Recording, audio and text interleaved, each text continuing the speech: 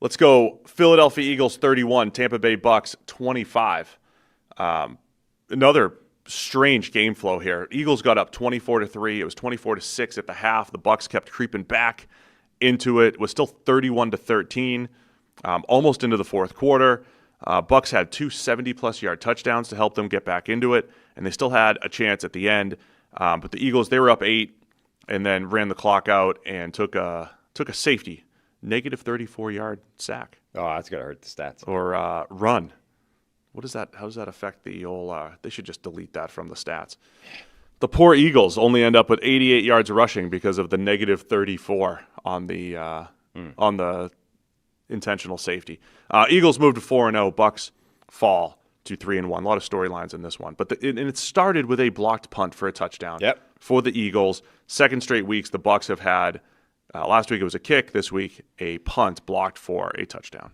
This was like the inverse of the Eagles-Rams game, where for the first half it's like, oh, Philadelphia is running away with this. They are about to stomp the Bucks. This is finally the good team that Tampa Bay runs into and they simply can't hang with because of the injuries and because, they've been riding their luck a little bit.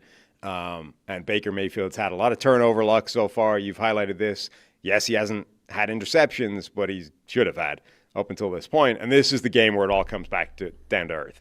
And but only one pick. I mean, he got away with another one. It was a Cooper DeJean right in his hands, and he dropped. That was a big turn of events, too. It was a dropped interception. Then it turned into a personal foul penalty for the Eagles at one point. But yeah, go ahead, carry on. Sorry. Yeah, and look, for a second, didn't he have another one that was negated by a penalty as well? It's like this dude really is just leading a charmed existence at this point. By the way, I don't mean to count these for Baker. It was just week 1 there was 4, and I'm watching film I'm like, man, there's 4, and then the next week there's 2, and then I'm like, dude, this guy's had. I love Baker.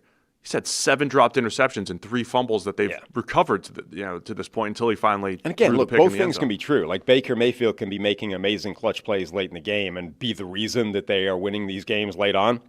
He can also be getting a bit lucky and, should have had more turnovers than he's had. It is. Both things are true season for sure. Those two things can both exist without, one taking away entirely from the other. But this, it felt like the Eagles were absolutely just stomping the Bucs completely. And then every time it's like we are one score away from this just being done, right? Every time we were in that position, the Bucs got one monster play to keep them in it, right? Like they're down 24-6, and then Cameron Johnson, the punt returner, gives them a really nice field position with a big punt return. Last week was the week of the blocked field goal. This was the week of the monster punt return, whether it was touchdown or just giant gains. There were huge punt returns all over the NFL this week. Another one where it's like we're down huge, one more score or one non-score by the Bucs and it's over. And then Baker hits Emeka Egbuka for that touchdown, the 77-yarder. Another one late on where it was Bucky Irving making a huge play. Like every time the Bucs were clinging on by a thread, they made one huge play to keep in it and then did start the comeback because Philadelphia in the second half simply stopped having any kind of production. Hey guys, real quick, only 40% of our viewers are actually subscribed, so let's change that. Hit that subscribe button, and now let's get back to the action. This stat is wild. The Philadelphia Eagles. In the first half, Jalen Hurts goes 15 of 16 passing. Yeah. For 130 passing yards. No sacks. 2 touchdowns. They're both underhand, but it's fine. And then in the second half. Why do you hate underhand plays? Well, it's a throw. It's a forward underhand toss. A creative first one. Baseball snobbery. What's wrong with an underhand They're pass? Turning a double play, and they get a whole touchdown pass out of it. So in the first half, 15 of 16 for Jalen Hurts for $130. In the second half, he goes 0 for 8, sacked twice. And because the NFL does it right, the sack yards come off your team passing stats, not your players' rushing yards like in college football. Mm-hmm. That means in the second half, the Philadelphia Eagles had negative 18 passing yards. Right. And they still scored 31 points and won by 6, really won by 8. They had an 8-point lead and then took the safety. Yeah. Those are just a very uncommon. And it wasn't like, well, the run game saved them. Saquon Barkley had 19 carries for 43 yards. Yeah. And his one touchdown was a 10-yard little sweep off the tush-push look, which really was nice, which was great. Like they've shown these counters at some point, right, off the push.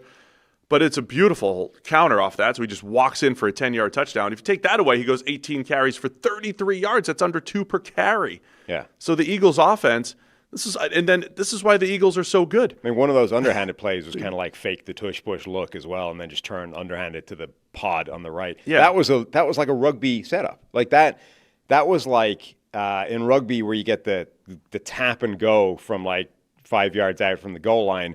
Or 10 yards out. What you try and do is sort of tap it, and then it just plows forward, and let's try and force our way over the goal line. That's kind of tough now because teams are preparing for it. So what you see a lot of teams do, Leinster in particular, is tap it, move it on a bit, get it somewhere else where there's less bodies. The Eagles just did that. They're like, oh, you think this is a rugby play? Well, watch this. This is a different rugby setup we're going to give you.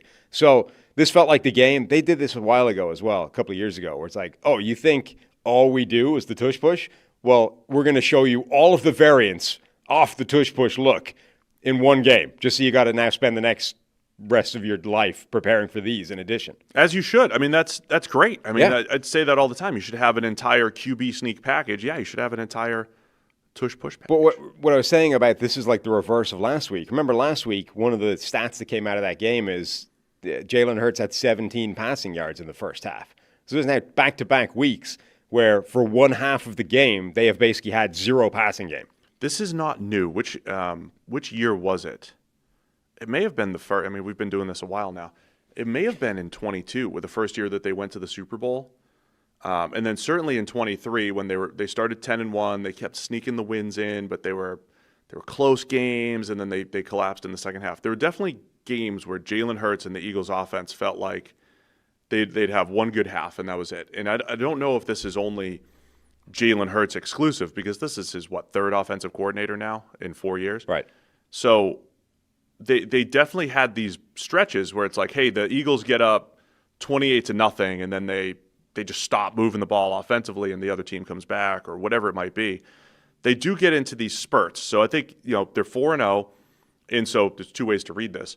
A team with negative 18 passing yards and an okay running game scored 31 points and won the game to go to 4-0. Like every week, Eagles find more than one way to win. This week, we had special teams. The defense gave up 2 70-plus yarders, but other than that, made the stops when they needed. They got the red zone interception. Multiple ways to win in Philadelphia. On the other hand, if you're cutting it close, 2 straight weeks with the Rams, with the Bucs, at some point maybe that comes back to bite.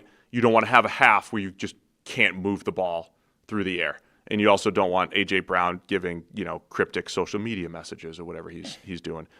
2 catches on 9 targets for A.J. Brown for 7 yards. A week after, he goes 6 for 108, 109 in the second half last week. So, this was one of the strange games where I think they did want to get A.J. Brown involved and didn't or couldn't. Usually when they want to go that way, when they need him, it usually works. This is one of those games where, it didn't. Yeah, like normally it's A.J. Brown at 7 yards, but the ball never went in his direction. Right, it was just like they just didn't throw it to him. This is one where he actually led the team in targets by more than double, I think, the next guy, and still didn't get any production. And then, both sets of corners, by the way, like in this game, I think did a really good job. Get the Quinion. We got a Quinion Mitchell stat. You got a stat from Next Gen. He did a really nice job. He was in a battle with Emeka Ibuka. Quinion Mitchell, per Next Gen stats, 44 coverage snaps, 2 for 9 when targeting him for just 6 yards. And there was a tweet out there too. It was tight windows forced. He had 7. So that's on targets, right? And I think it was the most since 2018. Because the big play to Ibuka would basically split the safeties. It wasn't on Quinion Mitchell, obviously. Right. So if you're looking at just the stats or the cover, like Ibuka's big game statistically, the big play, it was a weird play as well because that's not where the ball is supposed to go. Emeka Ibuka is basically running a clear-out route, and it's supposed to take away the coverage, and then the guy comes in behind him.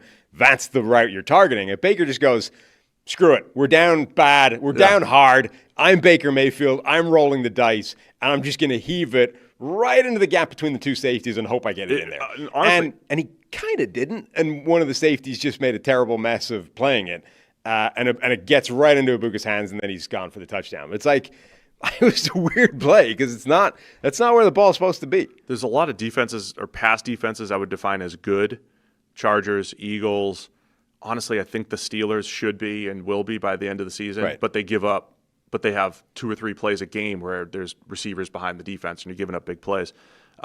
In this one, I mean, the Eagles' defense was very good until outside of the 149 yards on 2 passes for Bucky and Abuka. And that's the thing. I think it was Makuba making a mess of that play, if I remember rightly, as opposed to. Don't tell Drake. I don't want to. Don't tell Drake Holiday. Makuba's had a great season so far, and he looks really good. So I don't want to dump on the kid, but I think he goofed on that play or just played it badly, misread it in the air. And it looked like Baker might do it again. His scrambling ability has been exceptional this year. He's so good at it. I had that stat in the preview show where he had, positive plus 13 EPA under pressure, and no one else was above 1.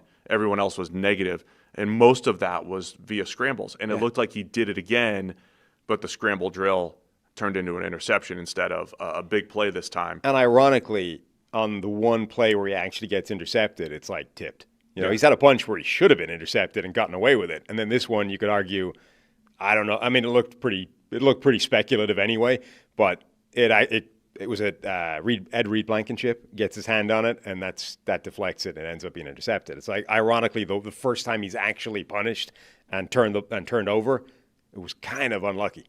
For the Bucs, you also had Tristan Wirfs came back, and that made a huge difference. Yeah, Graham Barton back at center, and Chris Godwin made his return as well after last year's season-ending injury. So, look, I think the Bucs, a couple more weeks until Mike Evans comes back from the hamstring.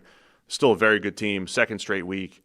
3 straight weeks of the Bucs, winning in the end. They've played now 4 straight close games. They're going to be, they're going to be a tough out. They're competitive, and they're, as good as any team in the NFC, I'd say, especially as far as health goes. Yeah, I mean, that's the thing. Tristan Wirfs coming back made a huge difference to that offensive line. That definitely cuts down the number of plays where you need Baker to scramble and make miracles happen. Great to see Chris Godwin back making some plays, given what he's dealt with in terms of injuries. Mike Evans will be back as well. That'll obviously help. It's difficult because on the one hand, I think they were comfortably the second best team for the majority of this game. On the other hand, they did come back and make it tight, and you expect them to get better over the course of the year because of the number of players they've got coming back from injury. So it's I'm not quite sure how you want to read that in big picture terms. Thanks for watching all the way to the end of the video. Check the Mic is live every Monday, Wednesday, and Thursday, so be sure to hit the subscribe button so you don't miss a thing. And the all-knowing algorithm is convinced you'll also like these videos, and who are we to argue?